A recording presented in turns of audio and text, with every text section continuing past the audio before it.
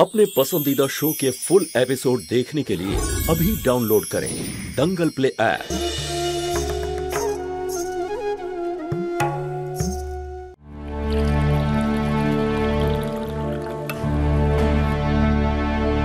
বাবা বাবা ওষুধটা খেয়ে নিন বাবা।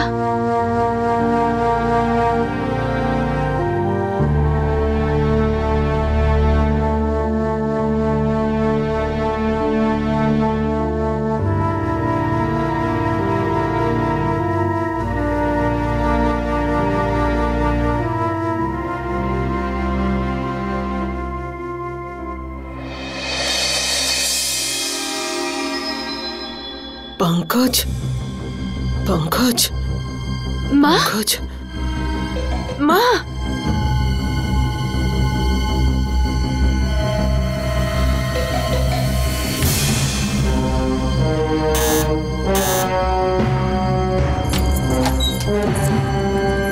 नर्स डॉक्टर के डेके आनुन ना।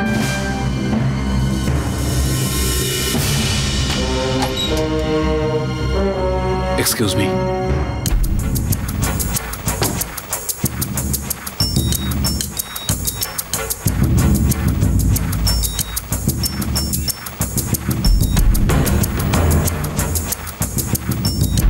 ভয় পাওয়ার কোনো কারণ নেই, ধীরে ধীরে ওনার অবস্থা স্বাভাবিক হচ্ছে। Thank you doctor. ওয়েলকাম।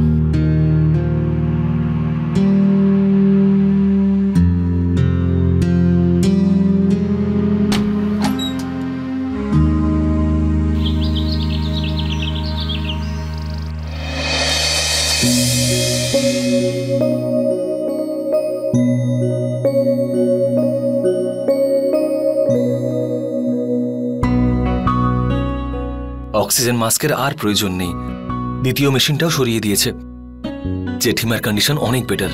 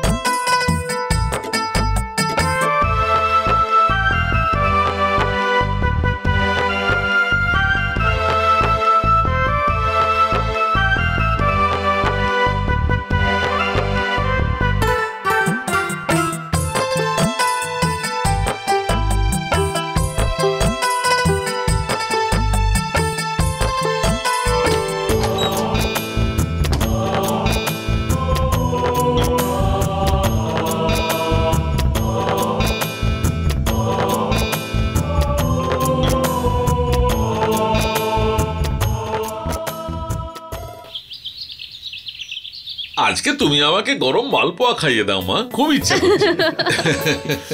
ঠিক আছে সেটাও খাওয়াবো, তাড়াতাড়ি আগে সুস্থ হয়ে উঠুন, বাড়িতে যাব, তারপর যা ইচ্ছে বলবেন খাওয়াবো। প্রমিস? প্রমিস। আগে ওষুধ খেতে হবে। দাও তো, ঠিকই আছে, তোমার প্রমিস যেন বেকার না যায়।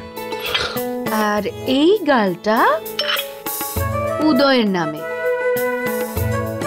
আর একটা বড় গাল পঙ্কজের নামে।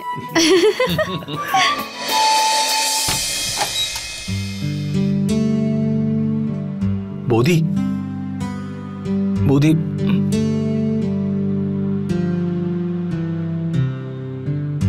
হ্যাঁ, পুলিশ রতনের সাথীদের ধরে ফেলেছে আর চুরির জিনিসপত্রও পেয়ে গেছে। এটা তো খুব ভালো খবর, কিন্তু আমাদের কাজের দিদি, তার কি হলো? ওনার তো কোনো দোষ ছিল না। আমাদের মতো উনিও তো রতনকে বিশ্বাস করেছিলেন। পুলিশ ওনাকে ছেড়ে দিয়েছে, কিন্তু উনি গ্রামে চলে গেছেন।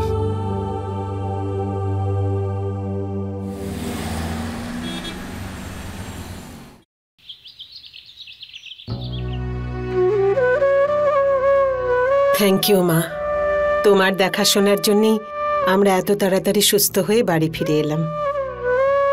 হ্যাঁ, তুমি ঠিকই বলেছো। হসপিটালও সবাই বলছিল যে এইরকম বৌমা ভাগ্য করে পাওয়া যায়। থ্যাংক ইউ মা। বাবা, মা প্লিজ আমাকে থ্যাংক ইউ বলে লজ্জা দেবেন না।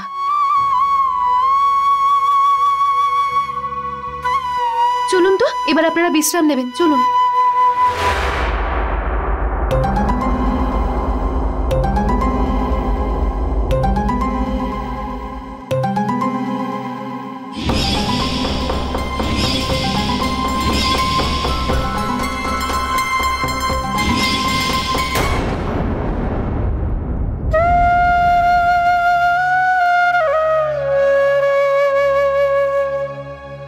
আপনারা চিন্তা করবেন না, আমি নিচে আপনাদের জন্য একটা রুম পরিষ্কার করে রেখেছি।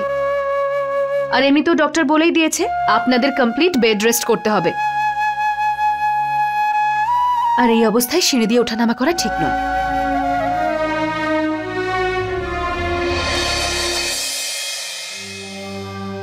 পঙ্কজ, কি করছো তুমি?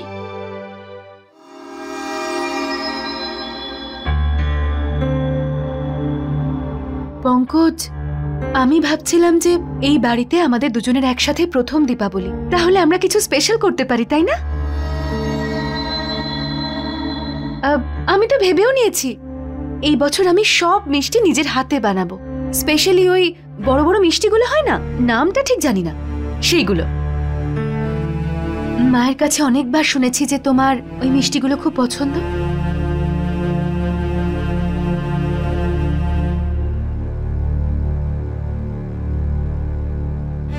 পঙ্কজ, তুমি এভাবে চুপ করে আছো কেন? জ্যোতি, দেখো এই বিষয়ে আমি কিছু বলতে চাই না। এভাবে কেন বলছো তুমি? তুমি তো প্রতিটা উৎসবে সবার আগে প্ল্যান করো, এটা করো সেটা করো, বাড়িটা সুন্দর করে সাজাও, স্পেশাল রান্না করো, আর এখন কি শুনতে চাও জ্যোতি? কি বলবো আমি? আমার তো এটাও মনে নেই যে ওই মিষ্টির লাল রংটা কেমন দেখতে হয়, কোনো প্রদীপের আলোর ঔজ্জ্বল্য কেমন দেখতে হয়, এই বয়সে আমার বাবা মাকে কেমন দেখতে লাগছে। এত বছর অন্ধকারে থাকার পর আমার স্মৃতিতে যেন সবকিছু অস্পষ্ট হয়ে আসছে। এই অবস্থায় আমি কি উৎসব পালন করব? কার জন্য পালন করব আর কার সঙ্গে করব?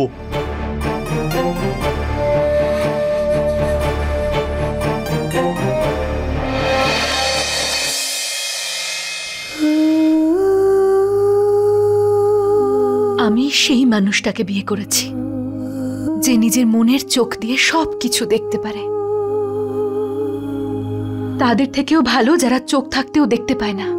যদি এসব কথা শুধু শুনতে ভালো লাগে, আসল জীবনে এসব কথার কোনো গুরুত্ব নেই। বিয়ে করে নিয়ে এসেছো তুমি আমাকে বাড়িতে, বলেছিলে আমি জ্যোতি, তোমার দু চোখের, তোমার জীবনের। একটা ছোট্ট দুর্ঘটনার জন্য এই জ্যোতি হয়তো আবছা হয়ে যেতে পারে, কিন্তু আমি বেঁচে থাকতে তোমার মনের জ্যোতিকে আমি নিভতে দেব না।